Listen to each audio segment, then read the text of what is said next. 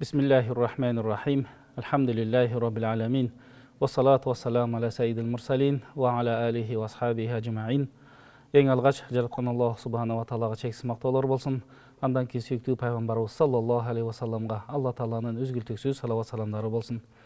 Алланың жалғыздығына, Алланың барлығына, бірлігіне иман келтіріп, пайғамбарымыз саллаллаху алейхи уассаламдың сүннетімен жашаған барлық мұсылмандарға Алла Тағаланың үзгілтексіз рахматы мерими, хидаяты нұры, адал рызқысы, берекесі бола берсін. Урматтуу мұсылман бір туғандар, жаратқан Аллах Субханала Тағала Құран Кәрімде Аузу биллахи минаш шайтанир ражим. Иннама юваффас сабируна ажрахум биғайри хисаб. Шындығында Аллах Субханала Тағала бұл аятта айтады. Аллах Субханала Тағала сабырдууларға есепсіз сауаптарды береді деп айтады. Мына ошондуктан биздин динибизде, шариятыбызда сабырдуулуктун орду өтө зор жана маанилүү, жана ага берилген сыйлыктар, жана анын сооптору Алла Таала тарабынан чексиз бериле турганы мына ушул аятта айтылып атат. Ошондой эле биз Куранды көз чаптырып карай турган болсок, сабырдуулук жөнүндө 90 аяттан көп жерде Аллах Субханала Тағала ушул сабырдуулукка чакырып, сабырдуулукка үндөп, сабырдуулардын сообу, сыйлыгы эбегейсиз зор бериле тургандыгын айтып кетет. Башка бир аятта Аллах Субханала Тағала айтат: «Фасбир иннал акибата лил муттақин». Сен сабыр кылгын, чындыгында акырет бул же болбосо сабырдуулуктун натыйжасы акыретте бул такыбалар үчүн болот. Ким колдон келишинче бул жашоодо болгон ар кандай сыноолорго сабырдуулук кылган болсо, ал бир такыбалыктын бир түрү болгондуктан Аллах Субханала Тағала мына ошонун сообу берилет деп айтылат. Башка бир аятта Аллах Субханала Тағала айтат: «Истаину бис-сабри вас-сала». О иманы бар момун мусулмандар, башыңарга бир кайгы капа түшүп калган учурда силер сабырдуулук менен ибадат кылгыла, сабырдуулук менен Аллах Субханала Тағаладан жардам сурагыла, жана намаз окугула дейт. Мына ошондуктан дайыма ар кандай бир маселе болуп калган учурда биз Аллах Субханала Тағалага намаз окуп, бата кылып, дуа кылып, мына ошого сыноого чыдаганга аракет кылышыбыз керек. Күндөрдүн бир күнүндө пайгамбарыбыз саллаллаху алейхи вассалам бир жерден өтүп кетип жатканда бир аялдын ыйлап жатканын көрөт. Ал аял ошол кабырдын алдында отуруп ыйлап жаткан учурда пайгамбарыбыз саллаллаху алейхи вассалам ал аялдын жанына барып: «Иттақиллаха васбири». Аллага такыба болгон, коркун, сен бул сыноого чыдап такыбалык кылгын деп пайгамбарыбыз айткан учурда, ал пайгамбарыбызды тааныган эмес болот. Эми бар, сен өзүңдүн ишиң менен кете бербейсиңби? Менин башыма түшкөн кайгы сага түшкөн жок да деп айтып коет. Пайгамбарыбыз жолмурап кеткенден кийин аялга бул пайгамбарыбыз болчу деп айтканда, кийин пайгамбарыбызга келип кечирип коесуз, мен сизди таанымапмын дегенде, пайгамбарыбыз мына ошол сөзүн айтат: «Иннама сабру инда садматил ула». Чындыгында сабырдуулук адамдын башына кайгы түшкөн учурда сабырдуулук кылуу керек деп пайгамбарыбыз өзүнүн жакшы бир насаатын айтат. Демек, урматтуу мусулман бир тууган, сабырдуулук деген эмне? Биздин алымдарыбыз айтат: сабырдуулук деген адам баласы өзүнө берилген бардык Алла Таала тарабынан берилген буйруктарды аткаруу жана ошол Алла Таала тыйган нерселерден тыйылуу. Бул жашоодо ар кандай абалдар болуп калат. Ошол кыйынчылыктардын бардыгына сабыр кылууну биздин алымдарыбыз сабырдуулук деп айтат. Аллах Субханала Тағала мына ушул Куран Кәримде жана пайгамбарыбыздын хадистеринде айтып жаткандай, Алла Таала 3 нерсеге эсепсиз соопту берет деп айтылат. Анын эң биринчиси бул орозого экен. Алла Таала хадисил кудисиде айтат: «Ана аджзи бихи» дейт. «Ас-сияму ли ана аджзи бихи». Орозону адам баласы, момун мусулмандар мен үчүн кармап жаткандыктан анын сообун мен өзүм беремин деп Алла Таала айтат. Ал эми экинчиси бул кечиримдүүлүк экен. «Фаман аслаха ажруху алаллах» дейт. «Фаман афа ва аслаха ажруху алаллах». Ким кечиримдүү болсо, жана мамилесин оңдогон болсо, анын сообун бир гана Алла Таала өзү берет деп айтылат. Ал эми үчүнчүсү бул сабырдуулук экен. Алла Таала айтат: «Иннама юваффас сабируна ажрахум биғайри хисаб». Чындыгында сабырдууларга Аллах Субханала Тағала эсепсиз соопторду берет деп айтат. Аллах Субханала Тағала Бакара сүрөсүндө бул сабырдуулук жөнүндө адамдардын жашоосунда ар кандай сыноолор болот дейт. Биз адамдарды жанын алуу менен, оору берүү менен, эгин болбой калуу менен, мөмөлөрү болбой калуу менен, жашы көргөн адамдары менен мына ошол сынаганда ошого сабырдуу кылгандар мына ошолорго Аллах субханала таала эбегейсиз соопторду берет деп айтылат. Аллах субханала таала Кур'ан Каримде «Вабаширис сабирин» дейт. Сен сабырдууларга сүйүнчүлөгүн «Аллазина иза асабатум мусибатун қалу инна лиллахи ва инна илайхи ражиун». Кимдерге сүйүнчүлөг? Алардын баштарына кыйынчылык түшкөн учурда биз бардыгыбыз Алладанбыз, Аллага кайтуучубуз деп айткандарга «Улаика алейхим салавату мир раббихим ва рахма». Мына ошол сабырдуулар үчүн Алла Тааланын салаваты, дуасы, Алла Тааланын кечирими жана Алла Тааланын рахмат мээрими болот. «Улаика хумул мухтадун». Мына ошолор туура жолдо жүргөндөр деп Алла Таала ушул аятта айтат. Пайгамбарыбыз саллаллаху алейхи ва саллям ушул эле хадисти утурлай өзүнүн жакшы бир кереметтүү сөзүндө айтат: «Ажабан ли амрил муъмин, инна амраху куллаху хайрун, ва лейса залика ли ахадин илля ли муъминин» дейт. Чындыгында момун мусулмандын абалын карап көрө турган болсок, өтө таң калыштуу дейт. Бул таң калыштуу абал бир гана момун мусулманга гана тийиштүү. Ин асабатху саррау шакара. Эгер башына бир курсанчылык, жакшы иш болгон болсо, ага кубанып, сүйүнүп, Алла Таалага «Алхамдулилля» деп шүгүр айтат. «Факана хайран лаху». Жана ал адамдын Алла Таалага шүгүр айтканы ал үчүн жакшы жана сооп болот. «Вайн асабатху даррау сабара факана хайран лаху». Ал эми бул жашоодо ар кандай абал болот деп айтып атабыз. Ошол жашоонун ар кандай сыноосуна чыдаган болсо, мына ошол сабырдуулук кылат.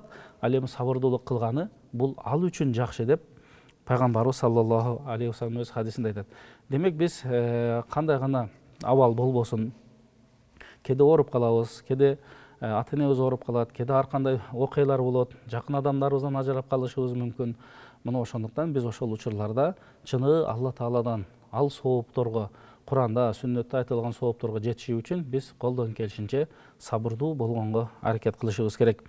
Пайгамбарыбыз айтат: «Ма язалул балау бил муъмини вал муъминати».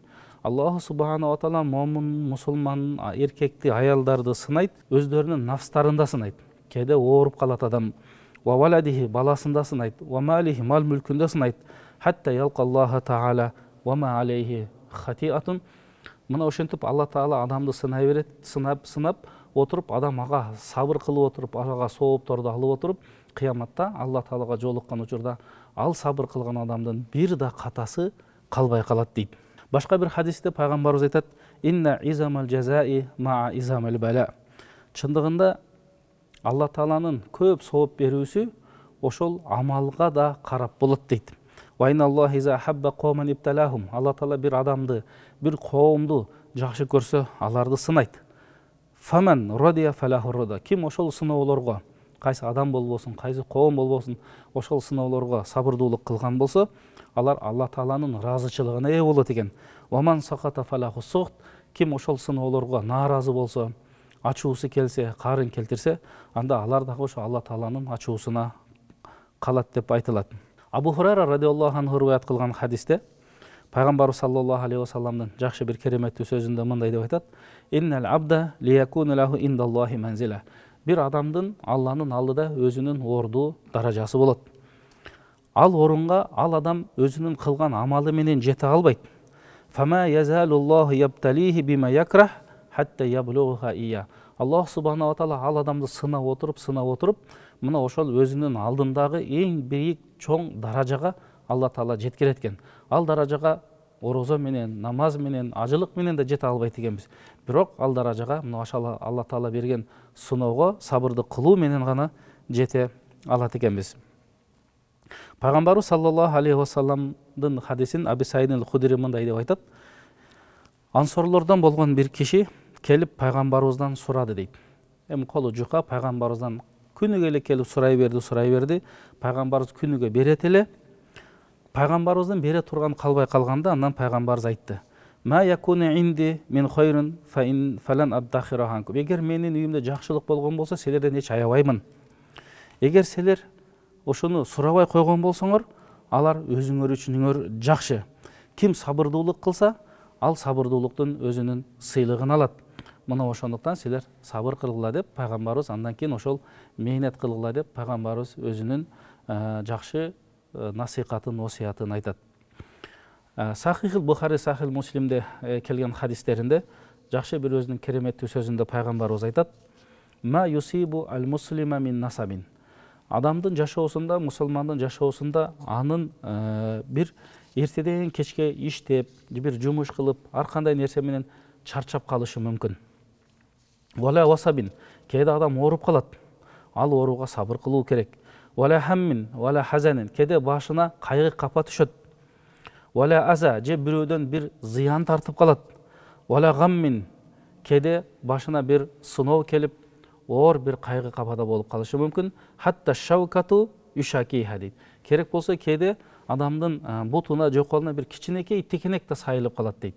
Мына ошолордун баарына эгер адам сабырдуулук кылган болсо, каффараллаху биха мин хатаяху, Аллаху субханаху ва таала ошол сабырдуулук кылгандыгы үчүн Алла таала алардын ар кандай кылган катачылыктарын кечирет дейт.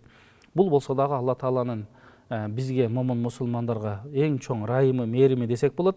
Анткени ар бирибиз эрте менен үйдө ойгонуп, жакшы туруп, намазыбызды окуп, бала бакырганы карайлы, ата энебизге кызмат кылалы деп эртеден кечке чарчаганыбыз үчүн эле Алла таала биздин катачылыктарыбызды кечирип атат. Кээде ооруп калганда сабыр кылган болсок, ар кандай кайгы капага сабыр кылып туруп, баары Алладан деп ошонун жакшы чечүү жолуна аракет кылган болсок, мына ошолордун баары Аллах субханаху ва тааладан сооп берилгендиктен, бул соопка эртең кыяматта эсеп китеп болгондо баарыбыз өтө муктаж болуп калабыз.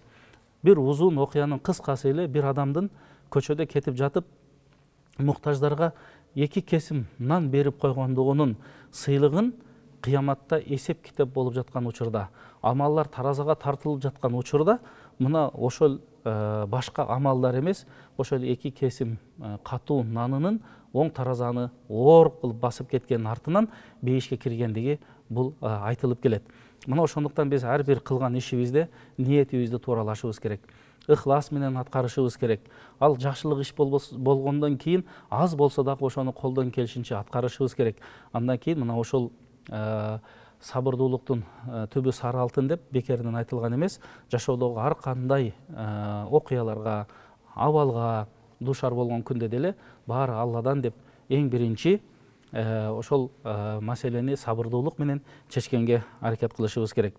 Пайгамбарыбыз саллаллаху алейхи ва салламдын өтө сонун, өтө кереметтүү хадистеринен Янсибуллахул мавазина яумал кияма. Аллаху субханаху ва таала кыяматта эсеп китепте таразаны коёт.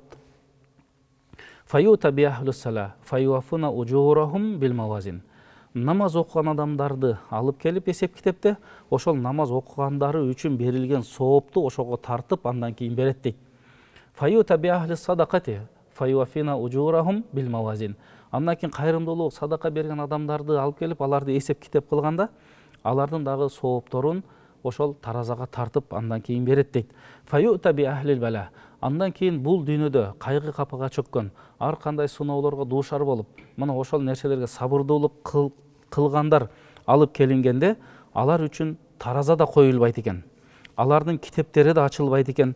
Аларга нөшөрлөп жааган жамгыр сыяктуу сооптор берилет деп пайгамбарыбыз өз сөзүндө айтып атат. Мына ошондуктан башка бир хадисте дагы айтылат. Ошол сабырдуулар туруп бейишке кире берсин дегенде айтышаттар экен, булар кайсы амалдары үчүн мына ошол бейишке түз эле эсепсиз кирип кетип атат дегенде, алар айтат экен, башыбызга түшкөн кайгы капага сабыр кылгандыгыбыз үчүн, бирөө зулумдук кылса дагы аларды кечиргендигибиз үчүн, ар кандай сыноолорго ошондой чыдагандыгыбыз үчүн деп мына ошол жерде айтылат дейт. Ал эми сабырдуулуктун дагы өзүнүн бир канча түрү болот экен. Ошолордун эң алгачкысы бул ас-собру аля таа дейт биздин алымдарыбыз. Ибадат кылганга дагы сабырдуулук керек экен. Ошондон пайгамбарыбыз дайыма өз сөзүндө асалука минал яқини ма тухауни бихи алайя масаибад дуnya. О Аллахым, бизге ушундай якын бергин, ушундай ишенич бергин, жашоонун ар кандай кыйынчылыктарын биз жеңип кетели дейт. Мына ошол жеңүү бул ибадат менен болот экен, намаз менен болот экен, Алладан дуа кылып суроо менен болот экен. Аллах субханаху ва таала Кур'ан Каримде айтат: "Вамур ахлака бис-салати вастабир алайха." Сен өзүңдүн үй бүлөңдү намазга буйругун жана ошого сабырдуулук кылгын дейт. Мына ошондуктан адам баласы бир ибадатты кылганда деле ошого сабырдуулук менен, ошону чыдамкайлык менен аткарганы эң максатка ылайыктуу деп биздин алымдарыбыз айтат. Мына ошол сабырдуулуктун, ибадатка сабырдуулуктун дагы өзүнүн ичинде үчкө бөлүнүп кетет дейт. Анын эң биринчиси ошол ибадатты аткарардан мурда. Мисалы бир намазды окуйун, же орозо кармайын, же мүмкүнчүлүк болгондо зекет берейин, же ажылыкка барайын, же бирөөлөргө жакшы бир жакшылык кылайын деп бир жакшы бир ибадаттарды аткарып атканда, ошол ибадаттан мурда эмне кылуу керек дегенде алымдарыбыз айтат: битасхихин нияти вал ихлас. Эң биринчи ошол мисалы ошол намазды окуйм деген болсок, ошол ниетибизди тууралап алышыбыз керек экен. Анан ошол ибадатты чын ихлас менен, ишенич менен аткарышыбыз керек экен. Экинчиси халатул амал. Ошол амалды аткарып жаткан учурда биз ошол ибадаттан башка нерсеге оюбуз, көңүлүбүз, акылыбыз, жүрөгүбүз бурулуп кетпесин дейт. Колдон келишинче ошол ибадатта бардык пикирибиз, оюбуз болсун дейт. Ибадат бүткөндөн кийинки сабырдуулугу бул ошол биздин ибадатым чыныгы Алла үчүн болдубу, кожо көрсүн, бирөө уксун, бирөө көрсүн болбодубу, муну ошону өтө этияттап көңүлүнө алып алуусу керек. Анткени кожо көрсүнгө, рыя көрсүн, бирөө уксунго болгон ибадат эч качан кабыл алынбайт дейт. Андан кийин бизде күнөө кылбай коюуга дагы чоң бир сабырдуулук керек экен. Пайгамбарыбыз айтат: афдалул мухажирин ман хаджара ма нахаллаху анху. Эң чыныгы көчкөн адам ал кандай адам десе, Алла Таала тыйган нерселерди таштап, адал нерсеге багыт алып көчкөн адам, мына ошол адам эң жакшы деп айтат. Мына ошондуктан биздин алымдарыбыз айтат: күнөө кылбай коюуга сабырдуулук кылган учурда ошол күнөө ишти жүрөгү менен жаман көрүп, ошого байланыштуу иштердин баардыгын таштап салыш керек дейт. Бул нерсеге дагы өтө бир чоң сабырдуулук керек болот дейт. Андан кийин ошол ишти өзүнүн нафсы менен кылбай койгонго аябай катуу аракет кылыш керек.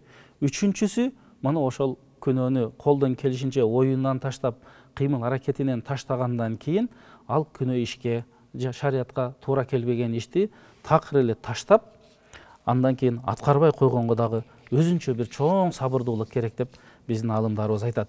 Мына ошондуктан пайгамбарыбыз саллаллаху алейхи вассалам өз хадисинде айтат: "Ман усиба би мусибатин фи малихи ва жасадихи ва катамаха ва лам яшкуха илан наси кана хаккан алаллахи ай ягфира лаху" дейт.